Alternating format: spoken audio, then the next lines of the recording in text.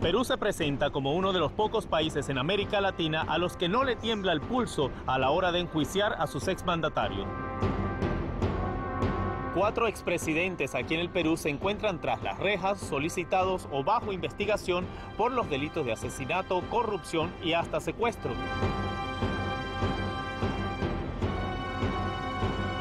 Pero ¿cómo debilita todo esto la imagen política del Perú? En Cartas sobre la Mesa venimos a Lima para analizar los delitos de los expresidentes peruanos. O sea, tenemos en términos procesales e históricos, el Perú es un país con un alto nivel de impunidad.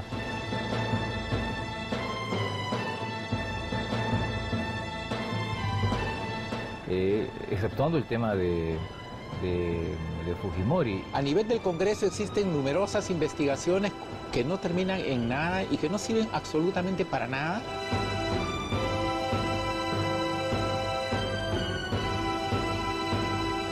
Y lo único que ocasionan es un gasto muy fuerte al tesoro público.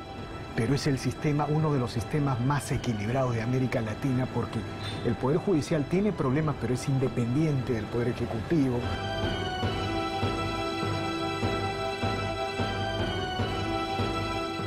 Y es independiente del Congreso y ese tipo de cosas.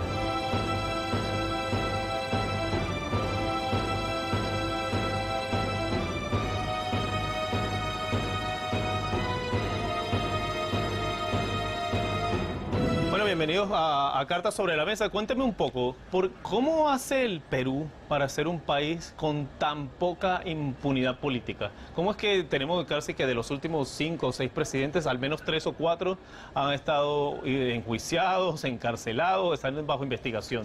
Yo no creo que seamos un país con poca impunidad. La verdad es que tenemos un presidente que ha sido sentenciado luego de una extradición modelo de Chile.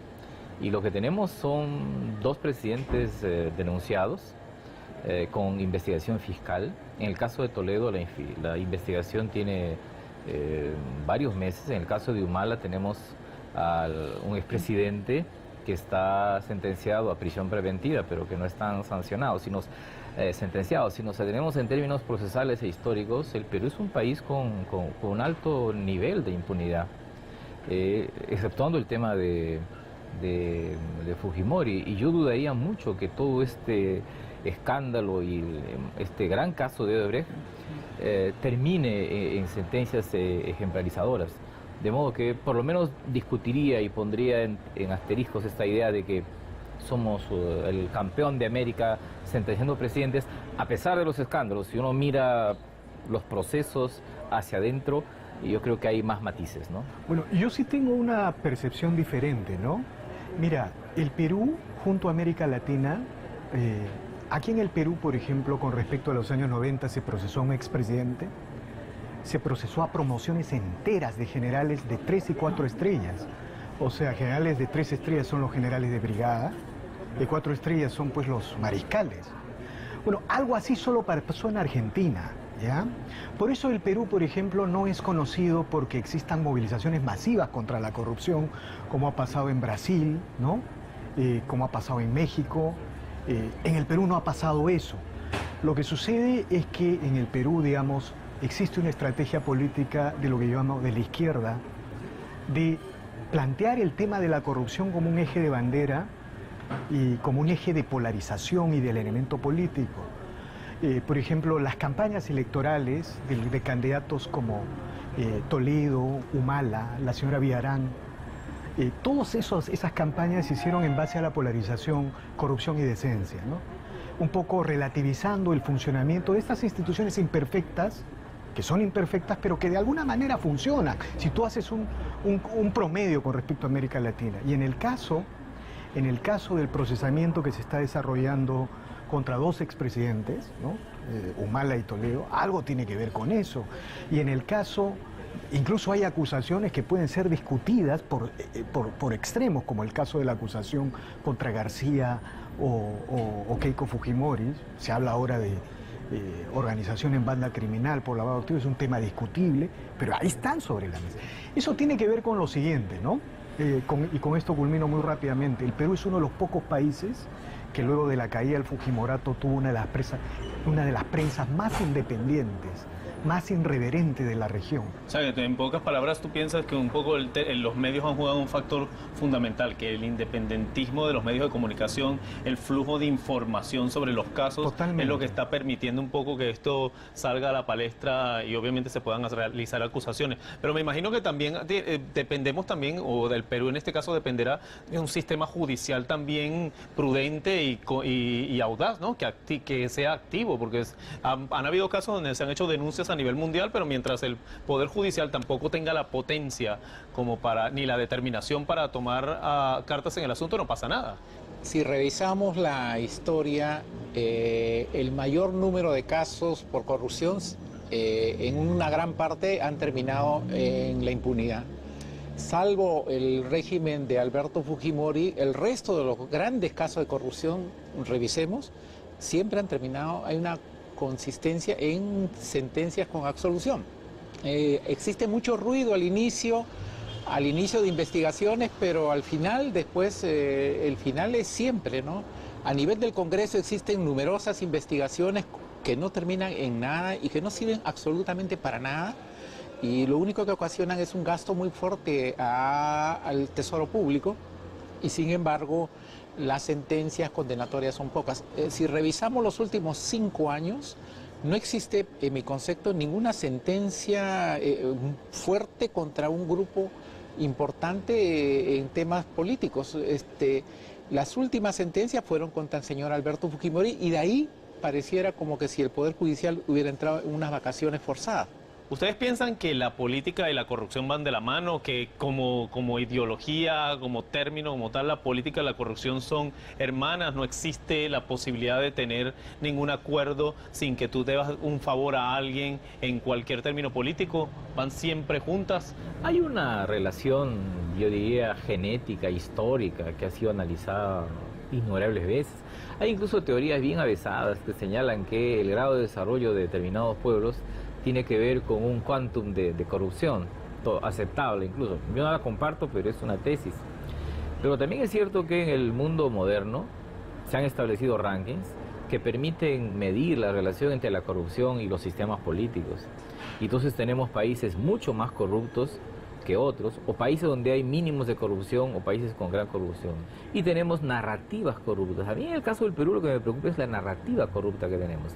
Aquí tenemos 2 narrativas corruptas que son peligrosas. La primera es roba pero hace obra. Una encuesta de hace algunos años hizo una pregunta si está dispuesto uno a votar por un político que roba pero que hace obra. Y la mayoría dijo que sí. Esa es una cara de la medalla. La otra cara de la medalla es déjame trabajar. Es decir, una informalidad económica, una informalidad política, de manera que conjugando estas 2 caras de la medalla, tenemos un sistema informal en todos los aspectos, incluyendo la política, que favorece a la corrupción. Pero todos estos recientes acontecimientos con todos estos expresidentes debilitan políticamente esa situación en el Perú. Por ejemplo, el caso del expresidente Fujimori. El tema del indulto, ¿cuáles son los pros y los cons del indulto a Fujimori? El indulto a Fujimori tiene 2 dimensiones, ¿no? Una dimensión política y una dimensión legal, constitucional, y probablemente otra discusión de principios, de valores, ¿no?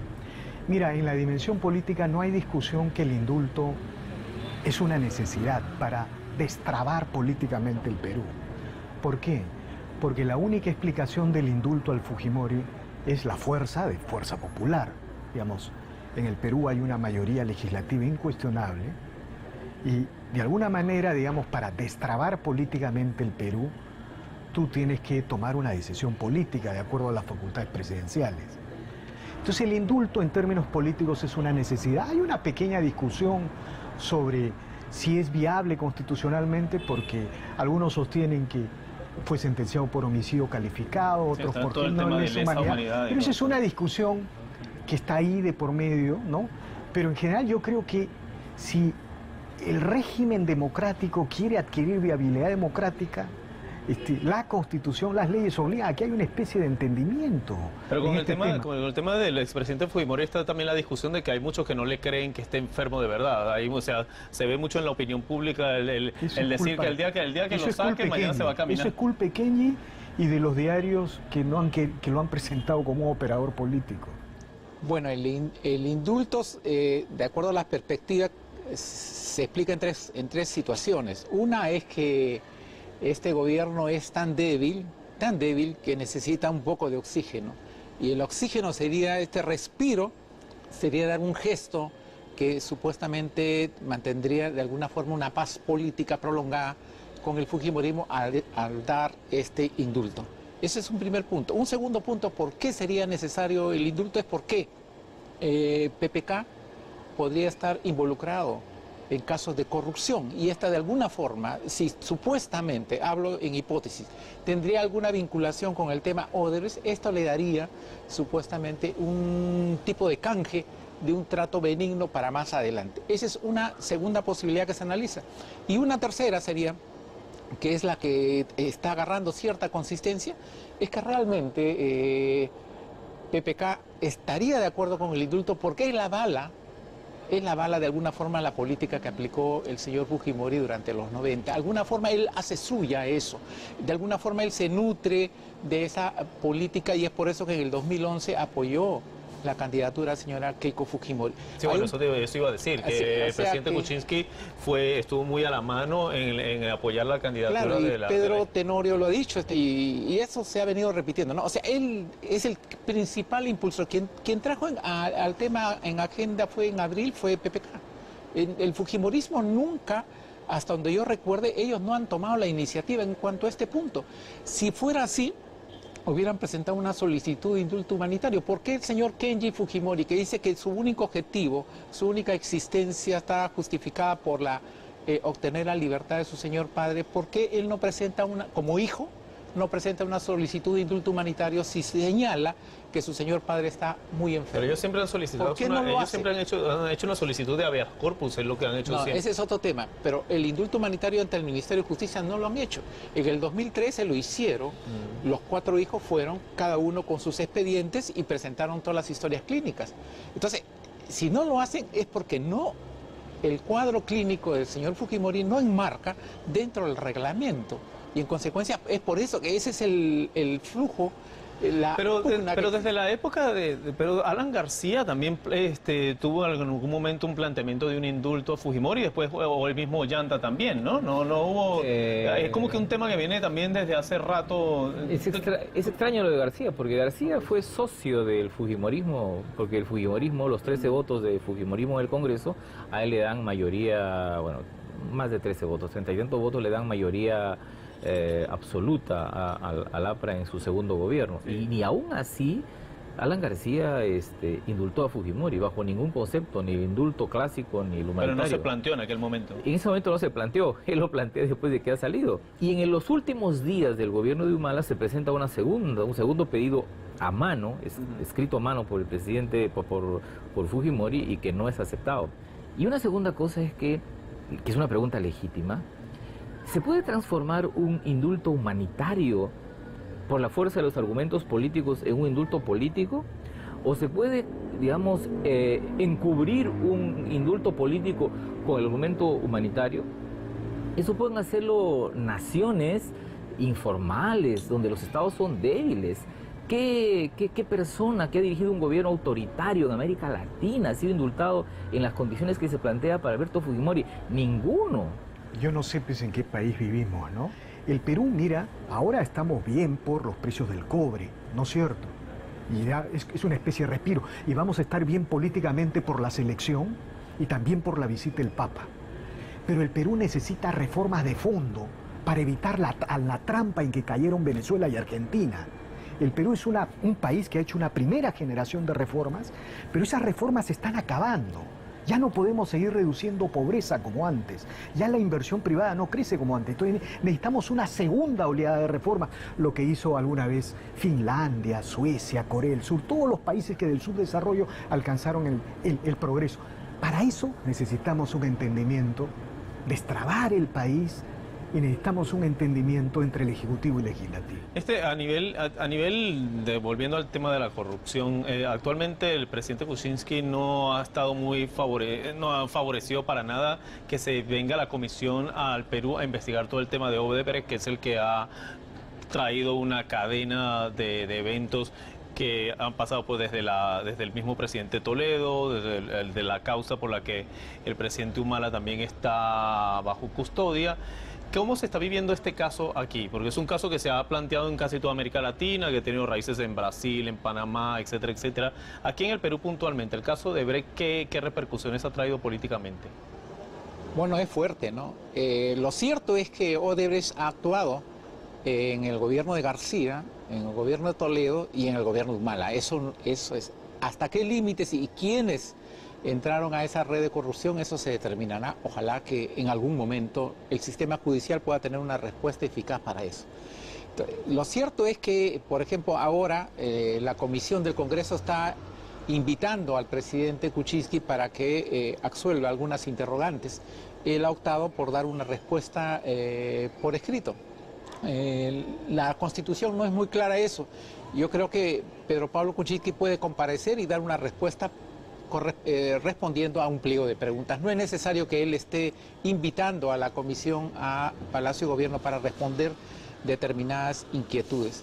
Además, él ya en el anterior gobierno habló sobre el tema de Odebrecht, creo que ante la comisión PARI. En consecuencia, claro, es un efecto devastador para el sistema político. La gran mayoría, lo que sí, lo de Odebrecht ha logrado algo que es importante, que no lo teníamos desde el año 2007. A nosotros el 2007, cuando participamos en los numerosos juicios contra la red de Fujimori y Montesinos, lo que nos dio aire y respaldo fue justamente el respaldo ciudadano. Eso nos permitió, como Ministerio Público y al Poder Judicial, poder juzgar y condenar a numerosos altos funcionarios de ese régimen. Si no hubiera ese nivel de concordancia, ese nivel de respaldo, de apoyo a una necesidad de justicia y un rechazo a la impunidad, no se hubiera logrado este número de sentencias condenatorias que es importante y no ha habido caso anterior en la historia del Perú. En consecuencia, lo que está permitiendo ahora Odebrecht es un nivel de indignación. En consecuencia, ese nivel del 2007 se está replicando después de 10 años en el Perú. Y eso puede dar lugar, si la Fiscalía articula bien y el Poder Judicial responde a las expectativas de la ciudadanía, a que se puedan tener más adelante algún resultado favorable frente a este reto enorme que es juzgar a este cártel de empresas brasileñas que ha ocasionado mucho daño al país. Y en ese caso, por cierto, ¿qué va a pasar con el tema del expresidente Toledo? ¿Se le va a seguir haciendo presión a los Estados Unidos para la extradición? ¿Cuál es el planteamiento que se está dando aquí? La última información que brinda el presidente de la Corte Suprema es que el proceso de extradición ha sido mal planteado. Y eso sí es un tema serio, es un tema grave, porque de los dos casos que están en proceso de judicialización, el caso más claro es el de Alejandro Toledo, porque en Alejandro Toledo hay delación premiada, hay datos, hay información de bancos y finalmente están las declaraciones recientes del socio empresarial israelí por cuyas cuentas y con cuyo concurso ha pasado el dinero. Yo sospecho que en la perspectiva norteamericana, si es que actúa Estados Unidos con Toledo como actuó con el expresidente Martinelli de Panamá, es muy probable que tarde o temprano entreguen a Alejandro Toledo para que sea procesado en el Perú. ¿Cuánto esto afecta al sistema político? Afecta poco, porque lo que nosotros tenemos después de Fujimori, que fue un presidente fuerte en todos los sentidos, tenemos presidencias precarias. La presidencia de Toledo, de García, de Humala y hoy la presidencia de Kuczynski son presidencias precarias, pero en el marco de un sistema fuerte, ¿no? Y con grupos que rápidamente entran al juego político.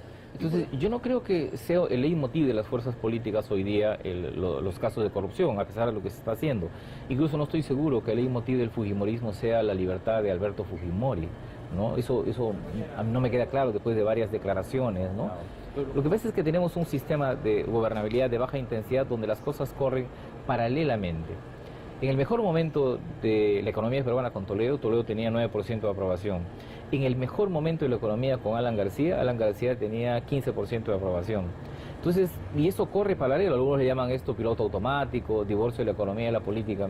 Yo lo que creo es que con impunidad o sin impunidad, Y para lo bueno y para lo malo, el sistema es más fuerte de lo que pensamos, de lo que creemos y quizás de lo que queremos. Bueno, ya como estamos redondeando el final, una conclusión muy rápida. Entonces, podríamos decir que el sistema político peruano es, como tú decías, probablemente uno de los más fuertes de toda América Latina. Mira, en este diálogo es la primera vez que voy a coincidir con mi amigo y mi maestro Juan de la Puente, ¿no? Somos de la misma edad, ¿sabes? No, la barba Lo delata. Bueno, mira, yo recuerdo el candidato de derecha de Ecuador, ¿cómo se llamaba el candidato presidencial que peleó con... No. ¿El banquero? El banquero, sí. No, mira, había olvidado el nombre del banquero, pero en una reunión yo me encontré con él y había un grupo conversando con él, el candidato de la derecha que enfrentó a Lenín Moreno. Y él decía, yo no sé por qué ustedes se autoflagelan tanto. Ustedes realmente tienen un sistema político probablemente, o institucional, probablemente no será el de Estados Unidos, pero es el sistema, uno de los sistemas más equilibrados de América Latina, porque el Poder Judicial tiene problemas, pero es independiente del Poder Ejecutivo, y es independiente del Congreso y ese tipo de cosas, ¿no? Mira, por eso yo empecé hablando del tema de la impunidad y la democracia peruana, ¿no? El Perú es la democracia peruana se ha consolidado en 4 elecciones sucesivas, avance hacia una 5ª elección. No hay antecedentes en la historia del Perú, el único antecedente es la República Aristocrática, donde hubo 7 elecciones, pero esa república era aristocrática, pues no era de todos los peruanos. Esta es la primera democracia peruana. Y ya van 4 elecciones y avanzamos hacia una 5ª, ¿no es cierto? A pesar de que los partidos han fracasado, como en Venezuela, en Bolivia y en Ecuador. Acá no. El fracaso de los partidos no ha significado el bloqueo de la democracia y la emergencia de un candidato autoritario, carismático. La democracia continúa, a pesar de que las instituciones mantienen un nivel de desaprobación parecidas a los de Venezuela, Bolivia y Argentina, ¿no? A pesar de todo eso, la democracia continúa. Y es porque, digamos, el crecimiento económico, la economía de mercado, le da a las instituciones y a la democracia y al juego institucional y político cierta legitimidad, a diferencia de esas sociedades donde la crisis se combina con deterioro, desbande económico. Bueno, entonces, ¿no? en este caso, el secreto, piensan ustedes, es la independencia de los poderes definitivamente, lo que ha hecho que el Perú tenga una fuerza política un poco más estable. Bueno, esto es una democracia especial, ¿no? Es una democracia sin partidos políticos fuertes, sin ideologías, sin planteamientos. Es donde al final, con una legislación que es un desastre, donde los resultados electorales muchas veces son cuestionados. Para mí, el sistema democrático en el Perú es un sistema de prebendas donde muchas veces se compran los votos a través de regalos, de tuppers, y eso para mí no es una expresión real de una democracia. La democracia acá en el Perú se centra solamente a las declaraciones en los pasillos del Congreso, mientras el resto del país está totalmente dejado de lado y en manos de posturas radicales de muchas veces. Y eso para mí no es expresión realmente de una democracia. Acá, para que exista democracia, tiene que haber una construcción de un sistema de partidos. Y acá, partidos, lo que no existe. Vemos políticos que todos los días cambian de partido, cambian como de camisa, se van ubicando en uno y otro. No existe ideología. Es por eso que si usted hoy día hace una encuesta y dice si está usted de acuerdo con el cierre del Congreso, el 90% de la población va a decir que sí. Porque los políticos no nos representan, yo no me siento identificado con este sistema político y por eso que este sistema político permite el crecimiento de la corrupción. Bueno, la última palabra rapidito. Bueno, yo creo que el Perú, que este país que pasó un ciclo de terrorismo, un ciclo autoritario, de corrupción y una profunda crisis económica, es un país distinto ahora. El mercado es aquí muy fuerte, pero la tarea de hacer un mejor Estado, redistribuir más, mejorar las instituciones, producir reformas sigue estando vigente para el futuro. Bueno, yo no me queda más que agradecerle por haber venido a Cartas sobre la Mesa, porque todo este tema político aquí en el Perú es bastante complejo. Como vimos, hay muchas versiones, hay muchas vertientes e ideologías y formas de ver cómo el aparato político se ha estado moviendo aquí en el Perú. Lo cierto es que el sistema político que se ha implementado en este país ha dado una cierta imagen de estabilidad y de garantías que no se encuentra mucho en otros países de América Latina. Yo los invito para una próxima edición de Cartas sobre la Mesa la próxima semana.